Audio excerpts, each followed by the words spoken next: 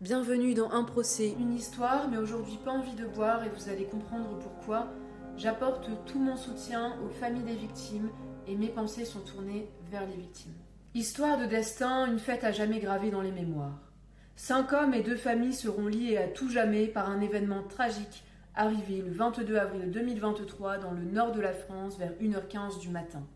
Cette affaire repoussera les limites de ce que l'on croit savoir de la responsabilité de chacun et nous plongera dans un procès lourd en émotions, au centre duquel se trouvent 2 hommes, 2 histoires et une fin commune. Nous sommes le 21 avril 2023, jour de fête pour les musulmans. Dans la famille Tahiri, autour d'une grande table, on boit une soupe marocaine que la maman a préparée avec amour. Tout le monde est là, les frères, les sœurs, les cousins, cousines, neveux et nièces réunis pour ce jour spécial. On parle fort, on rit, c'est la fête, et ici, c'est synonyme de famille, de partage, de joie. Le soir, Asmar Tahiri, heureux de repartir avec une assiette de bons plats, dit au revoir à sa maman, qui lui demande de lui envoyer un message quand il sera rentré. Il prend la route et pour être certain que sa maman puisse dormir rapidement et sereinement, comme par anticipation, comme pour la protéger du mal dont il allait être victime, il lui envoie un message avant même d'être arrivé à son domicile. Ses derniers mots seront pour elle « Je suis rentré ». Le même jour, non loin de là, Kaïs Iblis fête l'Aïd, mais d'une toute autre façon que la précédente famille. Il a loué une Audi RS6 en usurpant l'identité de son cousin et passe la journée à boire du whisky et à fumer de la marijuana en compagnie de quelques amis. Au lieu de rentrer chez lui, il proposera à ces derniers de rouler dans la ville afin de, je cite, « faire les bobos ». Pour continuer cette folle soirée, des bouteilles d'eau de 25 centilitres seront vidées et remplies par un mélange de vodka et de Red Bull qu'ils pourront boire dans le véhicule. Ils roulent, rap à fond dans les enceintes pendant environ 3 heures dans le centre de l'île, accélérant à toute vitesse jusqu'à 180 km/h. L'un des passagers ne souhaite pas rester et quitte le véhicule. Ils sont à présent 4 à l'intérieur de celui-ci et semblent passer un bon moment. Ils se dirigent vers l'autoroute afin de pousser au maximum le bolide de 620 chevaux. Le passager avant, Nadir, filme avec son téléphone de courtes vidéos qu'il postera en direct sur la plateforme Snapchat. Sur celle-ci, on le voit profitant de sa soirée, ainsi que le conducteur vêtu d'un ensemble de jogging gris et de baskets colorées. On entend aussi des cris, de la musique qui bat son plein, et détail important, le cadran du véhicule marque 229 km/h. Kaïs slalom entre les véhicules qui, malgré l'heure, sont nombreux sur la route. Il dépasse par la droite, freine brusquement avant les radars et accélère violemment. Rien ne semble pouvoir l'arrêter. La suite, vous pouvez l'imaginer.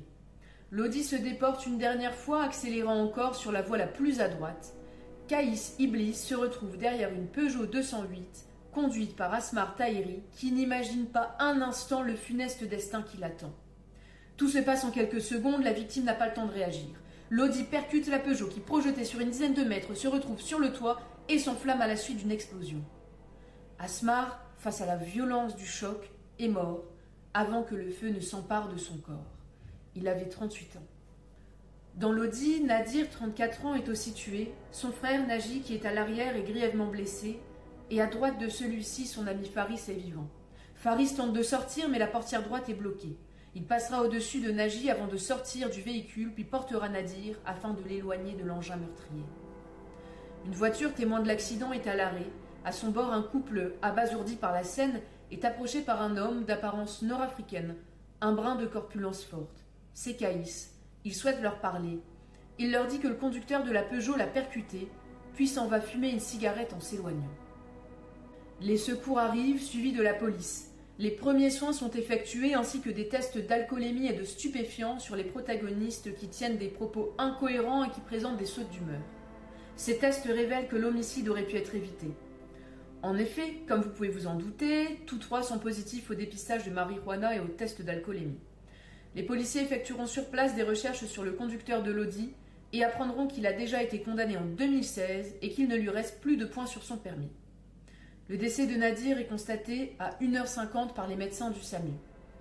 Sa femme, Nina, arrive sur les lieux. Elle cherche son mari, voit un drap blanc posé sur le corps d'un homme. Elle comprend de suite. Elle soulève le drap puis tente de réanimer Nadir, en vain. Son mari n'est plus. Elle se retrouve seule avec 3 enfants, dont 2 handicapés à 80%. Elle voit Kaïs et se dirige vers lui. Ce dernier lève les bras en l'air en disant à la veuve « C'est pas moi, j'ai rien fait, c'est sa voiture qui m'a tapé ». En réponse, elle lui assène un coup de poing et retourne vers son défunt mari. Face aux incohérences des déclarations des 3 amis et des résultats de dépistage, les policiers décident de placer en garde à vue le conducteur et ses 2 passagers. Pour la famille Tahiri, c'est un enfer. La sœur d'Asmar est la première au courant de l'homicide. Elle doit à présent l'annoncer à sa mère qui, ayant reçu un message de son fils la nuit de l'accident, ne peut pas y croire. À la douleur s'ajoute l'horreur, car le frère, le fils, l'oncle qu'est Asmar a été entièrement brûlé. On leur demande alors un test ADN afin qu'il soit identifié. C'est sa sœur qui effectuera le test sur son père. L'enquête étant en cours, la famille peut récupérer le corps. Ils n'ont pas plus d'informations que cela concernant les circonstances de sa mort. Ils attendent, désemparés, naviguant entre le sentiment de culpabilité « et si cette soirée je l'avais retenue un peu plus longtemps ?» et le sentiment d'injustice et de colère, car Asmar roulait à droite, en respectant les limitations de vitesse. C'était quelqu'un de bien. On le décrit comme quelqu'un d'apprécié, avec des projets d'entrepreneuriat en tête. Après 2 mois d'attente, la famille pourra enfin l'enterrer au Maroc selon la tradition. Grâce aux témoignages, les enquêteurs remontent le fil de la soirée jusqu'à l'homicide. Les proches s'accordent à dire que les 4 amis ont fumé de la drogue et bu avant de prendre la route, mais Kaïs nie ou minimise les faits. Pour la drogue, il dira « C'était sous forme de chicha, je ne fume pas de cannabis ». Et pour les shots que la femme de son ami lui a servis, il dira tout simplement qu'elle ment, car selon lui, elle lui en veut. « On parle de mort quand même, dira-t-il. » Son manque d'honnêteté et d'empathie envers les victimes ne passe pas inaperçu, et ses contradictions non plus, puisqu'il finira par expliquer l'homicide en disant « c'est l'effet de l'alcool ». Kaïs, durant son interrogatoire, reporte la faute sur ses amis. Ils auraient dû me dire d'arrêter ou prendre le volant. Mais eux témoignent en expliquant le lui avoir demandé à plusieurs reprises. D'après eux, rien n'y faisait, ils n'écoutaient pas. Les vidéos de Snapchat que Nina fournira, mais aussi l'expertise, confirment la vitesse de l'Audi au moment de l'homicide. Le véhicule roulait à 250 km/h, il y avait donc une différence de 140 km/h entre les 2 véhicules. C'est comme si l'Audi fonçait à 140 km/h dans un véhicule à l'arrêt. L'expert est formel. Il ne s'agit pas d'un accident dû aux conditions de circulation, la chaussée était sèche, la visibilité correcte. Le véhicule meurtrier ne présentait aucune défaillance, mis à part l'usure des pneus due aux accélérations répétées du conducteur.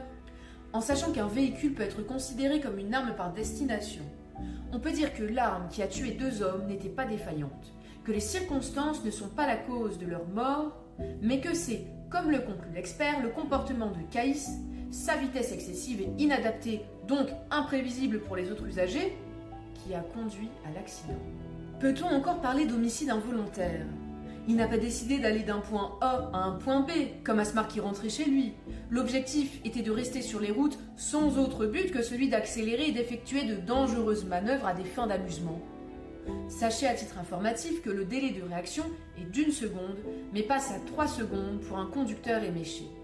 Il aurait donc fallu 223 mètres d'écart entre les 2 véhicules pour permettre à Kaïs de réagir. Les airbags ont enregistré une vitesse de 268 km/h et les vidéos le confirment, mais Kaïs minimise une fois de plus, ce qui énerve les enquêteurs. Il dira qu'il est un bon conducteur, qu'il ne commet jamais d'excès de vitesse, il dit n'avoir jamais mis la vie d'autrui en danger. Selon lui, il conduit tranquillement. Tantôt il explique ne pas se souvenir de la vitesse à laquelle il roulait, tantôt il s'en souvient en disant par exemple « Tout se passait bien, pour moi je ne roulais pas vite ». Quand on lui indiquera la vitesse à laquelle il roulait, il s'exclame « C'est bizarre, c'est pas mes habitudes ». Et quand on lui parlera des vidéos, il dira encore « Si c'est là, mais j'ai pas le souvenir ». Je ne suis pas comme ça. Je ne roule pas comme un fou, dit-il. Kaïs dira n'avoir usurpé aucune identité pour la location du véhicule alors qu'il s'agit de sa propre signature sur un contrat pourtant au nom d'un autre. Concernant la perte de ses points de permis, il ne reconnaît pas qu'il est le seul responsable des multiples contraventions qu'il a eues et explique que c'est arrivé lorsqu'il était livreur à cause de l'utilisation du GPS. Kaïs dit avoir continué à rouler car selon lui, il n'a pas été notifié du solde nul de ses points de permis. Une contradiction de plus. Enfin, il nie avoir eu un 5e passager dans le véhicule au cours de la soirée. Pourquoi cacher la présence d'un 5e homme ? Étrange. En détention provisoire, Kaïs prendra des photos de lui avec ce qui semble être un joint dans la bouche et écrira en description sur ses posts qu'il se sent comme à la maison. C'est durant sa détention qu'il reconnaîtra les faits de blessures sur son ami Naji, qui a eu un total de 6 semaines d'incapacité totale de travail et d'homicide aggravé. Il reconnaît avoir fumé et bu avant de prendre le volant, je cite « C'est à cause de moi, je suis seul responsable de cette affaire, je n'aurais jamais dû boire ». Mais il continuera à minimiser les quantités consommées, car il ajoutera ne boire jamais plus de 2-3 verres d'alcool. La détention n'étant pas renouvelée, il sortira et sera placé sous contrôle judiciaire en attendant son procès. Ce Caïs n'est pas un enfant de cœur. Il est certes un homme libre, mais il a été condamné à plusieurs reprises. En 2014, il a été condamné à 4 mois de sursis pour vol en réunion. En 2016, à 5 ans de prison et une interdiction de détention d'armes pour vol avec armes. Et en 2020, à une amende de 450 € pour vol en réunion. Si mes calculs sont bons, il n'a pas effectué une peine de 5 ans, puisqu'il commet à nouveau des délits en 2020. Après avoir posté des photos prouvant qu'il continue à consommer de la drogue tout en étant incarcéré, et surtout sans avoir totalement reconnu sa culpabilité, le fou du volant est remis en liberté. Après 2 ans d'attente, un terminal, le procès arrive enfin. 2 ans pour que les familles des victimes disent ce qu'elles ont sur le cœur dans un tribunal. Pour voir le visage de celui qui a détruit leur vie et lui exprimer colère, tristesse, douleur, pardon ou pas. Pour enfin être face à la vérité et pouvoir essayer de reprendre le cours de leur vie avec un point en moins, celui de pouvoir enfin honorer la mémoire de leurs défunts en demandant justice et en faisant face à celui qui leur a tout pris en enlevant 2 vies. Mais Caïs, toujours en liberté, en a peut-être décidé autrement, car aujourd'hui, c'est le procès et il ne se présente pas. Merci beaucoup pour votre écoute. N'hésitez pas à commenter si vous souhaitez que je poste un podcast sur le procès. Donnez votre avis. S'agit-il d'un homicide involontaire ou volontaire? Commentez, likez, partagez et surtout, abonnez-vous à la page. Je vous dis à bientôt pour une nouvelle affaire.